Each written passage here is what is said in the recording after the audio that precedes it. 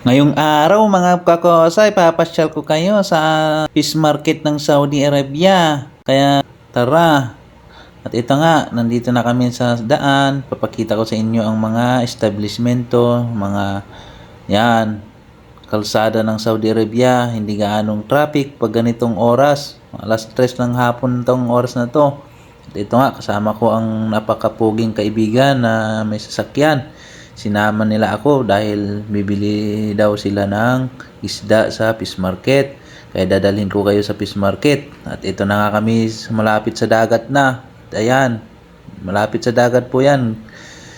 Kaya titingnan nyo na lang ang itsura ng Saudi. At ayan, pinakita ko sa inyo yan dahil yan ang pinakamalaking flag sa buong mundo. Pero wala yung, hindi na isabit yung flag, kaya okay lang yan, may susunod pa namang araw. At ito na nga, nandito na tayo sa, malapit-lapit na tayo sa fish market. At ito, tabing dagat pa rin to. Ayan, panoorin nyo na lang. Sa mga nakakamiss ng Saudi Arabia, sa mga nag-exit na, ito na ang fish market ng Jeddah. Kaya hanggang panood na lang muna kayo, at alam ko na nasa mabuti na kayong kalagayan dyan sa Pilipinas o kaya sa ibang bansa. At ayan nga, sa dagat na yan at malapit na tayo sa fish market. Ito na, ayan, dagat yan. At ayan, dito na tayo sa parkingan ng fish market. At ayan na nga, paparking na tayo.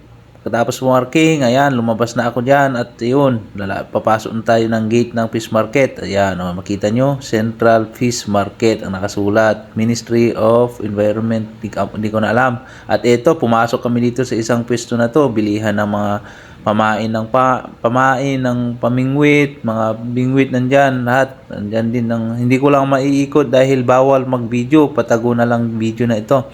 At ayan nga, tinuro ko yan, oh. Yan ang gusto ko. Paso, nung tiningnan ko, mali naman. Pangit. Ayan, oh. Tatluhan yung sima. Kaya ang gusto ko, yung isa lang sana. Ayan, may tinuturo pa ako dyan. Pero nung binigay niya ulit, pangit na naman. Flat laang. Kaya binalik ko ulit at hanap ulit ako ng iba. At dito, makakabili ka ng tansi para pag mamingwit ka, may tansi ka. Ayan, katulad niyan, oh. Tansi yan. Kaya mura lang yan, 3 real lang yata yan, 5 real. Kaya ayun, yan, tiningnan ko kaso maliit lang yung tansi. At ngayon nga ay nagtingin ako ng ibang pamain. Ayan, yung artificial na isda na maliit. Ayan, yan binili ko para may balak akong mamingwit. At ito na nga, ipapakita ko na sa inyo ang fish market. Parang Pilipinas lang din, maingay dahil mga ibang lahi. At sa araw na ito ay hindi masyadong matao dahil alanganin. Hindi katulad na pag Biyernes at Huwebes, Sabado, ganyan. Marami. At ayan, may mga bangus. Ayan, ibang lahi mga yan. May mga masrip, Bengali. Ayan, may lobster. Yan, may pusit. Di ko alam yung ibang tawag dyan dahil hindi naman ako malapit sa dagat. Kaya hindi ko alam kung anong tawag dyan mga isda na yan. At ayan nga, oh. Nagtatawag na yung isa, oh. Nagtuturo-turo. Wala na yatang mga customer. At ito, naglakad-lakad lang ako. Pupunta dun. Ayan, may mga makakasulubong ka na kabayan. Pero hindi yung kabayan.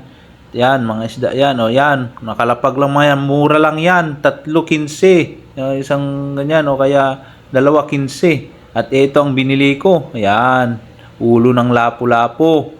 Dahil ang sarap yung sabawan kahit wala masyadong laman. Kahit yung ulo lang. Yan. At saka, binayaran ko. Tigba 20 lang daw yan, Kaya binili ko na. Sa Rio pa naman. At yung 2 ulo na yun, salmon yun. Napakasarap. Kaso, wala akong pera. Kaya ito na lang, salmon. Ito lang muna. Lapu-lapu. At ayan, binayaran ko na. At yan, katapos dyan, naglakad na, papalabas na at patagong kuha yan. Ayan, may tilapia. Ayan, meron din tilapia dito. Ayan, yan, may mga live tilapia. Ayan, patagong video nga lang to dahil bawal. At ayan, lobster, ang sarap yan, kaso ang mahal, walang pera.